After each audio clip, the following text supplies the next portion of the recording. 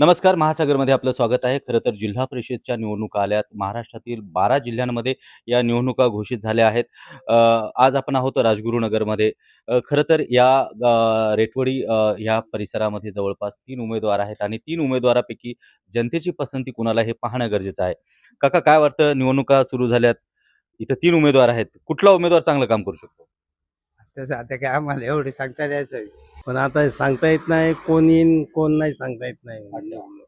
समाजकार्य सध्या तर आता डोळे सामने दिसतं तिचं आहे अच्छा. अस्मिस. अश्विनीताईचं. ओके. हम्म. कुठला उमेदवार समाजकार्य केलेला? तिन्ही उमेदवार समाजकार्य नाही, तिन्ही उमेदवार म्हणतात आम्ही समाजकार्य करतो. बरोबर आहे? अहो करतात, पण तशी अजून त्यांना संधी तर द्यायला पाहिजे ना. आपण बरोबर. संधी दिल्याच्या नंतर आपल्याला कळणार ना कोणता उमेदवार किती समाजकार्य करतो किंवा काय नाही, करतो. संधी देतानाच आपण संधी अशा उमेदवाराला देतो जो उमेदवार काम करू शकतो. कोण? अश्विनीताई आज आपण ह्या वाडीमध्ये आलो. निवडणुका आहेत, 3 उमेदवार आहेत या ठिकाणी.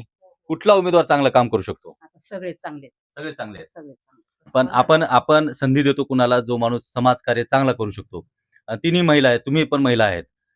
ते आहे म्हणा तिन्ही महिला चांगल्याच आहेत त्या सगळ्या. हा. पण किती केलं तर आम्ही जवळचीच धरणार ना. हो. आम्ही राहतो शेजारी म्हटल्यावर. बरोबर. अश्विनी पाचार नाही राहिलं मी तिथंच आहे. अच्छा. हा. चांगल्या आहेत महिला तिन्ही पण. अच्छा. उद्या आल्या तरी काही करू शकतात. अच्छा. तीन वाडे. ओके. आपण आहोत तिन्हेवाडीमध्ये. तिन्हेवाडीमध्ये काका आहेत. काका खरं तर निवडणुका आल्या पुन्हा एकदा. एका मागे एक निवडणुका सुरू आहेत. आता जिल्हा परिषद निवडणुकामध्ये इथं तिन्ही महिला आहेत. पण 3 महिलापैकी कुठली महिला ही खरं समाजकार्य करू शकेल? समाजकारक म्हणजे निवडून मला पटते फक्त एकच काम करणार आहे. एकाच काम दोघीतून एकच करू शकते. बरोबर. रोहिणीताई पाचरणी. रोहिणीताई पाचरणी. रेटवडी वापगावच्या ह्या निवडणुकामध्ये खरं बघायला गेलं तर 3 उमेदवार या ठिकाणी टपचे आहेत. पण जनतेचा कौल कुणाला असेल हे पाहणं देखील गरजेचं आहे. काय वाटतं काका आता सध्या निवडणुका आहेत. कोण या ठिकाणी निवडून आलं तर तुमचा फायदा होऊ शकेल, विकास होऊ शकेल? एखाद्या वेळेला ती पाचरणे बाई आली तर बरं वाटतं बाबा. जनता कुणाला पसंती देते काय वाटतं? पाचरणे बाईला. खरं बघायला गेलं तर या ठिकाणी शिंदे गट, त्याचबरोबर ठाकरे गट आणि त्याच्यानंतर अजित पवार हे 3 यांचे उमेदवार या ठिकाणी आहेत. काय वाटतं तुम्हाला की इथले ज्या निवडणुका आहेत ह्या तिन्ही महिला आहेत. तिन्ही महिलांनी आतापर्यंत खूप चांगलं काम केलंय असं बरेच जण म्हणतात. पण निवडून कोण आलं तर या ठिकाणी विकास कमावू शकतो? पहिली गोष्ट आमचा वाडीचा उमेदवार आहे. हम्म. त्यामुळे त्याचा नक्कीच आम्हाला फायदा होईल. ओके. बरोबर. कारण की किती केलं तरी शेवटी आम्ही पहिली पसंती वाढेल देणार बरोबर. अश्विनीताईंना. बाहेरचे उमेदवार आहेत, टपचेच आहेत. ओके. तिन्ही पण उमेदवार चांगले आहेत. बरं. पण आमच्या गावचा तिनेवाडीचा एक हेतू आहे. आमच्या गावचा उमेदवार आला तर तिनेवाडीचं गाव. तुमच्या गावात आम्ही आलोय. खरं तर आम्ही मुंबईवरून या ठिकाणी पोहोचलोय. काय वाटतं कोण विकास काम करू शकतो? आता तसं काय सांगावं अगोदरच ना. बरोबर आहे. सत्ता ज्यांच्या हातात आहे तोच काम करू शकतो. काय वाटतं 3 उमेदवार या ठिकाणी 3 पैकी 2 उमेदवार सत्ताधाऱ्यांचे आहेत. शिंदे गट, अजित पवार गट आणि नंतर ठाकरे गट. काय वाटतं?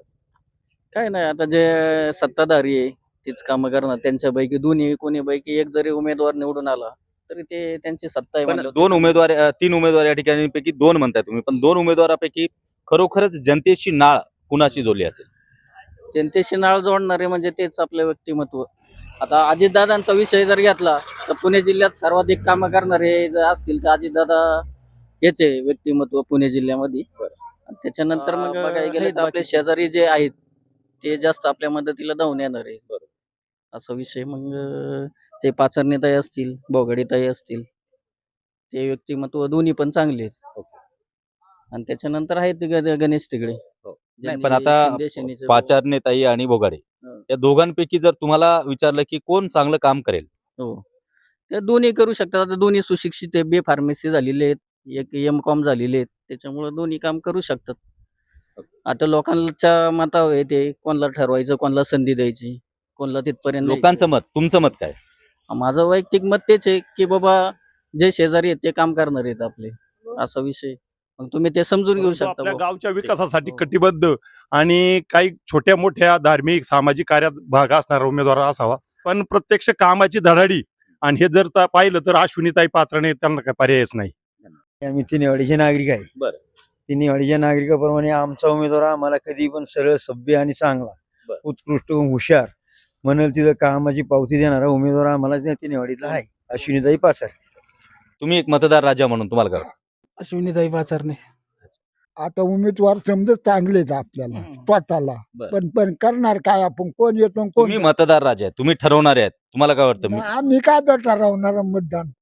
तुम्ही इथले या इकडून हा मला एक सांगा आजी, 3 उमेदवार इथे उभे आहेत, तिन्ही महिलाच आहेत, तुम्ही महिलाच आहेत, गावाचं नाव आहे तिनेवाडी आहे, कोणती उमेदवार चांगली आहे? अश्विनीताई आम्ही सुने म्हणा अच्छा.